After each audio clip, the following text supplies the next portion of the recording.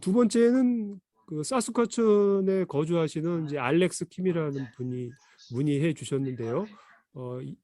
지금 뭐 알렉스 킴님 들어와 계신가요? 예, 킴이라고 네, 계신 분이 네, 있는데. 네, 네, 예, 회계사님 여기 예, 예, 예, 안녕하세요. 예, 반갑습니다. 반갑습니다. 예, 네, 반갑습니다, 회계사님. 예, 예. 그 알렉스 킴님은 제 채널을 어떻게 알게 되셨나요? 저는 유튜브를 통해서 알게 됐습니다. 아, 그러세요. 그래서 많은 도움을 받고 있습니다. 감사합니다. 아, 예, 예, 예, 고맙습니다. 예. 지금 예, 사스카천주는 저는 지금 알버타주에 있는데 사스카천주는 지금 시간대가 아마 저랑 같을 거예요. 예, 지금 7시 20분이 예, 돼가고 예, 있습니다. 맞습니다. 예, 원래는 예, 사스카천주가 1시간이 더 알버타주보다는 빠른데, 그러니까 여름에는 좀 앞으로 가는 그 데일라이트 세이빙 타임이라는 게 있어요. 그 일광 시간 조절이 있어가지고 네, 사스카천주하고 여름에는 항상 같습니다. 겨울에는 1시간 느린데 네, 뭐 그렇습니다. 그래서 지금 이제 같은 시간대에 계신데요. 지금 그 이메일로 문의해 주셨을 때는 좀 비즈니스 세금 신고나 기록 회계 기록 작성에 대해서 알고 예, 싶다라고 이렇게 네. 문의를 하셨는데 좀 구체적으로 어떤 사항인지 제가 몰라가지고요. 어떤 저는 사항이시죠? 어, 그, 여기 편의점을 하나 하려고 하거든요. 아직 시작은 안 했어요. 아, 계획 중에 있으세요? 예, 계획 중이어가지고요. 예, 예, 예. 그래서 지금 기록 작성이나 이런 데 대해서 좀 아무것도 모르고 있거든요. 그래서 여기 채널을 통해 가지고 알고 싶어서 이렇게 찾아왔습니다. 아, 예, 예, 알겠습니다. 네, 제가 뭐 이 부분은 사실 그 범위가 좀 상당히 이제 광범위하기 때문에 뭐 네, 이런 그 시간을 통해서 짧게 말씀을 드릴 건 없고 제가 말씀을 드릴 수는 없고 네, 사실 제 그 홈페이지에 와 보시면 여러 가지 그 제가 카테고리별로 네, 비즈니스에 대한 것을 정리해 놓은 게 있습니다. 그래서 그거를 더 보시면 좋을 것 같고 네, 오늘은 좀 제가 제 입장에서 간단하게 정리를 해서 말씀을 좀 드리도록 해보겠습니다. 그래서 제가 그 감사합니다. 세금 신고 그리고 회계 기록 작성 이렇게 두 부분으로 나눠 가지고 간단하게 설명을 한번 드려보도록 하겠습니다. 네, 감사합니다, 회장님. 네, 예, 예. 일단 이제 비즈니스 세금 신고는 그 스몰 비즈니스의 경우에 어떠한 명의로 운영하느냐가 우선 이제 중요합니다. 근데 제 생각에는 지금 그 컨비니언스를 하신다고 하니까 아마도 이제 회사 명의로 비즈니스를 운영하시는 것 같아요. 그래서 그 비즈니스라는 것도 이제 두 가지가 있습니다. 개인 명의로 운영하느냐, 회사 명의로 운영하느냐에 따라서 그 세금 신고가 좀 약간 차이가 있는데요. 개인 명의라고 하는 것은 이제 개인 이름으로 비즈니스를 하는 것이기 때문에 그 개인 소득세 신고를 하셔야 됩니다. 그래서 하나의 개인 비즈니스라고 볼 수 있거든요. 그래서 어떤 경우에는 이걸 이제 셀프 인플로이드 인컴이라고도 하고 하는데 이런 개인 명의로 운영을 할 때는 세금 신고를 할 때 그 1년 동안 발생한 소득에 대해서 모두 이제 신고를 해야 됩니다. 그렇기 때문에 규모가 작을 경우에는 큰 영향은 없지만 이제 앞으로 비즈니스의 규모가 커지면은 한 번에 소득세 신고를 다 해야 되기 때문에 세금을 이제 많이 부담을 하실 수가 있어요. 왜냐하면은 아시다시피 캐나다는 이제 누진세율 구조이기 때문에 개인의 그 세금 그 소득이 높을수록 세율도 높아집니다. 그렇기 때문에 이제 많은 세금을 부담하게 돼서 처음에 초창기에 이제 규모가 작을 때는 개인 명의로 하시고 나중에 이제 규모가 커지면 이제 회사 명의로 이제 비즈니스를 운영을 하시게 됩니다. 또는 이제 어떤 비즈니스를 새롭게 인수를 하게 된다면은 보통 이제 회사 형태로 넘기는 경우가 많기 때문에 그럴 때도 이제 회사를 세워서 비즈니스를 합니다. 그래서 이제 이런 비즈니스를 할 때 세금 신고는 대략적으로 크게 세 가지가 있습니다. 그래서 기본적으로 그 비즈니스에 발생하는 소득을 기준으로 한 소득세 신고가 있고요. 그 다음에 이제 또 3만 불, 매출액이 3만 불이 넘어가면 GST 또는 HST 신고가 있습니다. 그것은 고객으로부터 그 매출을 할 때 일정 부분, 뭐 GST 같은 경우에는 5%, 뭐 HST 같은 경우 온타리오주에는 뭐 13%, 그다음에 저쪽 이제 동부 지역에는 뭐 15% 이렇게 해서 더 고객에게 이제 더 얹어서 받을 수가 있거든요. 이제 그런 부분에 대해서도 이제 신고를 해서 납부를 하셔야 됩니다.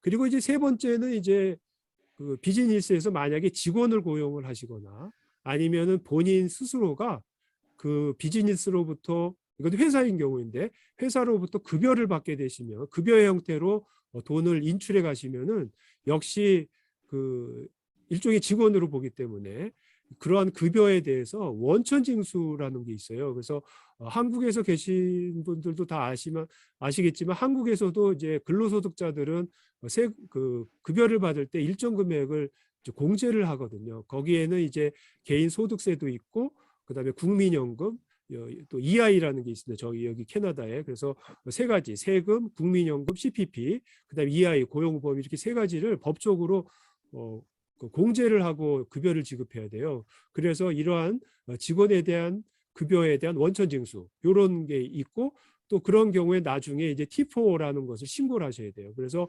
기본적으로 비즈니스 하시는 분들은 세금 신고와 관련해서 소득세 신고, GST, HST 신고, 그 다음에 급여에 대한 원천징수 및 T4 신고가 있다. 요거를 무조건 아셔야 됩니다. 예. 그리고 그러면 이제 비즈니스 소득세 신고는 이제 두 가지가 있는데, 개인 명의의 경우에는 무조건 1월 1일부터 12월 31일까지를 하나의 과세 기간으로 해서 손익계산서라는 걸 작성하셔야 돼요. 그래서 손익계산서라는 건 뭐냐면은 뭐 영어로는 인컴 스테이트먼트라고 하는데, 간단하게 말씀드리면 이제 수익과 비용을 정리한 표죠. 그래서 수익이 얼마, 그러니까 수익 얼마를 벌었고 그 다음에 비용으로 얼마 지출했는지를 기록을 해가지고 수익에서 비용을 뺀 순이익이라고 하는데, 이런 넷인컴을 최종적으로 작성을 합니다. 그래서 그 넷인컴을 기준으로 해서 그 개인의 경우에는 지금 이제 4월 말까지가 이제 그 개인 소득세 신고 기간이긴 한데, 개인의 비즈니스 소득이라고 해서 그 비즈니스 소득과 다른 소득을 합산해서 신고를 하게 됩니다. 그럴 때는 이제 개인 명의의 이제 신고기 때문에 신번호로 신고를 하고, 이것을 이제 T1 리턴이라고 합니다. 그래서 개인의 입장에서 개인 세금 신고를 하는 것을 이제 T1 리턴이라고 해서 개인 명의 비즈니스는 항상 개인 소득으로 반영을 해서 신고를 하셔야 됩니다. 다음에 이제 회사 명의의 비즈니스이신 경우에는 회사는 별도의 결산 일자를 정하실 수가 있어요. 그래서 개인의 경우에는 무조건 12월 말이 결산 일자가 되지만, 회사의 경우에는 본인께서 아무 날짜나 정해서 결산 일자를 만드실 수가 있어요.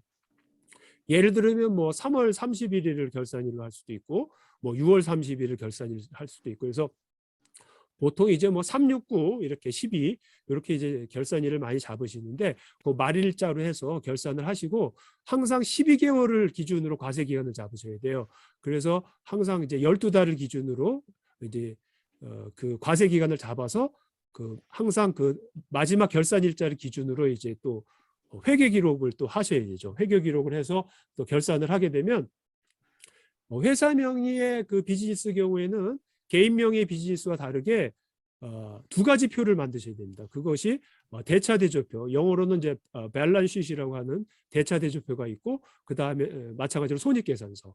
밸런스시트는 이제 자산 부채라는 항목을 요약한 표이고, 그다음에 손익계산서는 아까도 말씀드린 인컴 스테이트먼트라고 해서 또 역시 매출액, 수익 금액과 비용, 어떤 것을 이제 비용을 발생했는지를 해서 두 가지를 또 정리한 그런 표가 또 손익계산서죠. 그래서 이 두 가지 표를 만들어서 신고를 해야 되는데, 회사라는 것은 하나의 실체, 하나의 법인이라고도 하지 않습니까? 한국에서. 그래서 이 법인 실체이기 때문에 그 신고의 하나의 과세 단위가 돼요. 그렇기 때문에 요거는 별도로 회사를 설립을 하시지 않습니까, 원래. 그래서 각 주별로 이제 회사가 설립이 되면 그것을 이제 주별로 설립을 하고, 그다음에 CRA는 연방인데 연방으로부터 번호를 받으셔야 돼요. 그게 이제 RC 번호인데, 마치 이것은 개인의 신번호와 마찬가지로 법인도 그 공식적으로 CRA로부터 RC라고 하는 번호,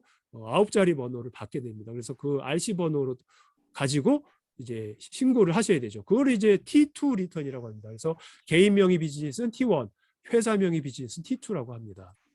그다음에 이제 아까도 말씀드린 이제 GST 신고가 있는데요. GST는 기본적으로 매출액이 3만 불이 초과되면은 반드시 신고를 하셔야 돼요. 그래서 처음에 3만 불이 안 되면은 GST 신고가 의무가 없습니다. 그렇기 때문에 3만 불이 안 될 경우에는 고객한테 뭐 GST까지 받으실 필요는 없고 나중에 이제 일정하게 계속 사업을 유지하시다가 1년 기준 매출액이 3만 불이 초과되면 그때부터는 GST 신고 의무가 있어요. 그때도 이제 고객으로부터 받아서 GST도 납부하셔야 되고 그다음에 본인의 비용에서 발생한 GST는 또 차감을 해줍니다. 그래서 GST 그러니까 매출에 있는 것을 이제 매출세액이라고 하고 비용에 있는 것을 매입세액이라고 해서 역시 매출세액에서 매입세액을 뺀 금액을 이제 또 납부를 하셔야 돼요. 그것을 이제 GST 신고라고 하는데 이때는 RT라는 번호를 받습니다. 그래서 RT 번호로 매번 이제 결산일자로부터 3개월 단위를 보통 이제 신고를 하는데요. 매출액의 규모에 따라 월 단위로 할 수도 있고 분기 3개월 단위로도 할 수 있고 1년 단위로 할 수 있어요. 근데 보통 이제 소규모 비즈니스의 경우는 이제 1년 단위로 하시는 게 좋습니다. 왜냐하면 이것도 매번 결산을 해야 되니까 결산 부담을 줄이기 위해서 처음에는 1년에 한 번씩 이제 결산을 해서 신고하시는 게 좋고 또 주의하실 게 뭐냐면 아까 소득세 신고하고 GST 신고하고 결산 일자를 일치시키시는 게 좋아요. 만약에 이게 일치가 안 되면은 각각 결산을 2번 하셔야 되거든요. 그렇기 때문에 항상 결산이 만약에 9월 30일이다 그러면 GST 신고도 9월 30일을 결산일로 하시는 게 좋고 만약에 12월 30일이 결산이다 그러면 GST도 역시 12월 31일로 해서 이 2번의 신고를 한 번의 결산을 통해 가지고 2개를 다 신고를 하는 것이 처음에 미리 그런 걸 준비를 하셔야 돼요. 그게 중요하고요.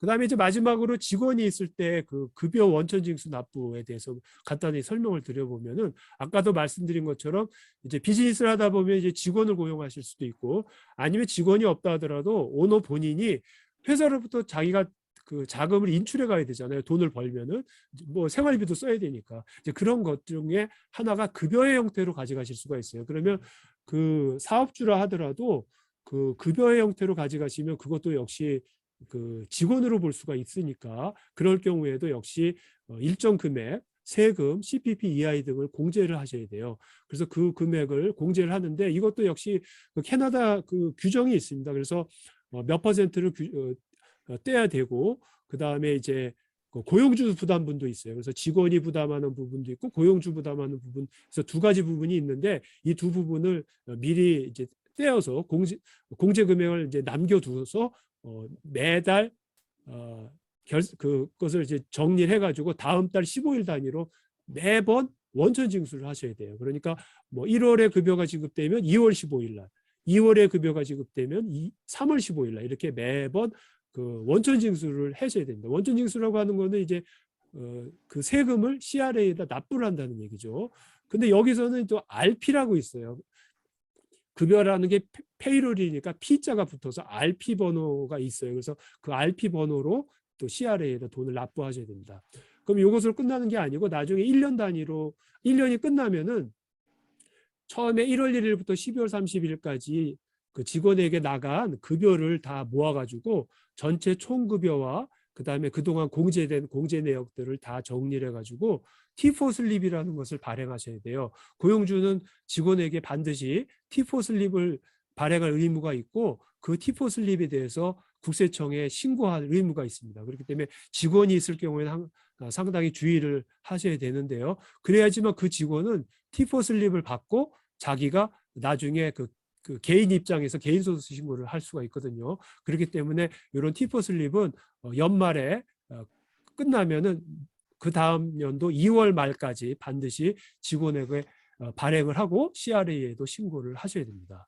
그래서 여기까지가 이제 비즈니스 주요 3대 세금 신고 어떤 게 있냐면 회사 소득세, 또 개인 또는 개인이면 개인 소득세가 있고 그 다음에 GST, HST, 그 다음에 급여에 대한 원천 징수 및 T4 신고가 있다. 이렇게 말씀을 드리고요.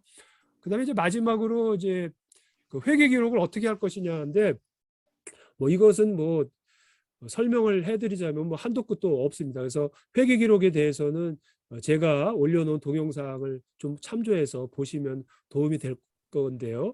일반적으로 간단히 말씀드리면 회계 기록이라고 하면 어떠한 거래가 있지 않습니까? 거래라고 하는 것은 아까도 말씀드린 것처럼 이제 그 수익과 같은 매출 항목에 대한 것도 정리를 해야 되고 그 다음에 비용 또 그 매출을 일으키기 위해서 어떠한 비용이 발생했는지 뭐 재료비도 살 수도 있고 그다음에 직원이 있으면 인건비도 나갈 테고, 그다음에 사업장이 있으면 렌트비가 나갈 수도 있고, 그다음에 여러 재고 자산도 사고, 장비도 사고, 뭐 차량도 운행하고 여러 가지 그 비즈니스를 운영하시기 위해 모든 비용들이 있지 않습니까? 그런 비용들을 잘 기록을 해서 그 나중에 대차대조표 손익계산서를 작성을 하셔야 돼요.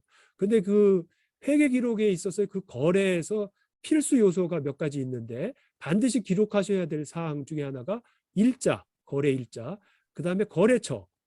거래처라고 하면 이제 고객 이름이 될 수도 있고, 매출이라고 하면, 그다음에 이제 비용 쪽이라고 하면 이제 벤더들의 이름이죠. 서플라이어, 공급처의 이름이죠. 그래서 공급처, 뭐 예를 들어서 내가 뭐 어떤 인슈어런스에 가입됐으면은 그 인슈어런스 보험사의 이름이라든지, 그다음에 내가 이제 임대를 하면 그 뭐라 그러죠? 그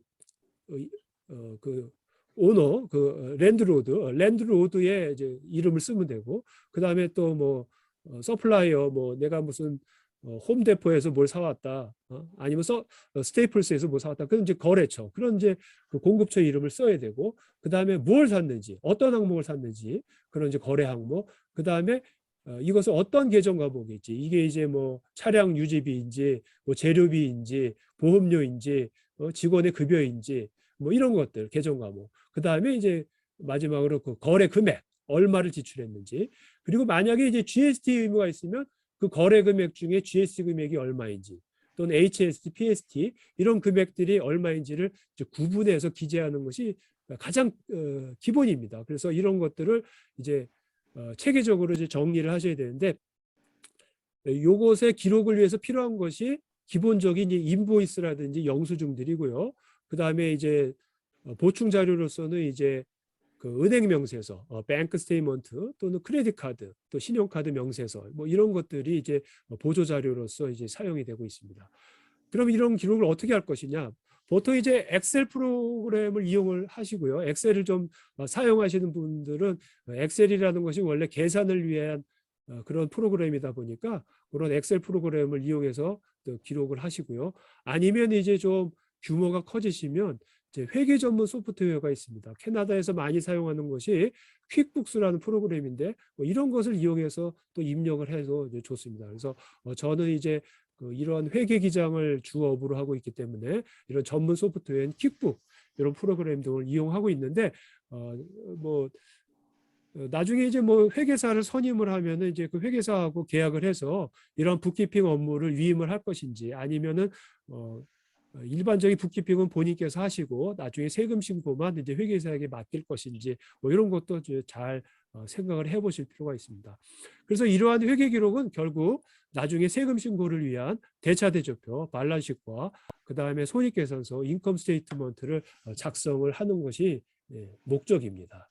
그래서 지금 요번에 그 우리 알렉스 김님께서 문의해 주신 세금 신고, 그리고 이제 회계 기록은 어떻게 할 것이냐에 대해서 뭐 사실은 이제 아주 방대한 내용인데 간단하게 한번 정리해서 말씀을 드렸습니다. 어떻게 그 알렉스 김님 뭐 좀 도움이 되셨습니까? 아, 예. 회계사님 너무 많은 도움을 받았습니다. 감사합니다. 예. 혹시 뭐 문의 사항 있으세요? 뭐 들으신 것 중에 좀 더 알고 아직까지는 싶은. 없습니다. 제가 일단 문의 상황이 있으면 제가 따로 이렇게 메일 보내드릴게요. 예예. 그렇게 감사합니다. 하십시오. 예, 예예. 예. 알겠습니다. 그래서 뭐 그래서, 너무 이제 짧은 시간이라 많은 예. 설명을 해드리기는 좀 어려운 것 같은데, 자주 제 채널 좀 이용해 주시고, 또 네, 문의 사항 좋은 있으면 채널 만들어줘서 너무 예예, 감사합니다. 또 뭐 예, 이메일로 큰 연락을 도움을 주시면 받고 될 것 있습니다. 같습니다. 예예. 감사합니다. 예, 오늘 예, 참여해 주셔서 고맙습니다. 예예. 감사합니다. 예, 전화 예예. 예, 주세요. 예. 고맙습니다.